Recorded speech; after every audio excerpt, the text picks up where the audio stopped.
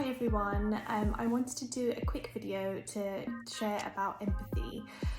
Empathy is something that can be quite tricky to share with other people, and especially if you've not been in situations where you've needed to do it before.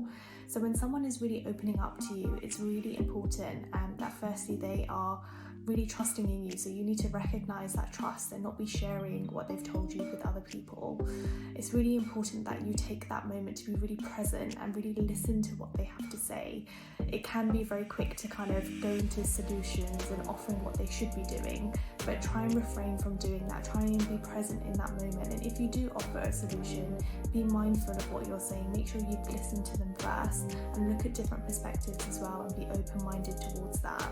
It's really important to try and think about what that person might be going through and how they're feeling in that moment, and they are feeling potentially very vulnerable. So today's a sweet reminder to be empathetic towards someone today. Hopefully that helps, and I'll see you on the next video.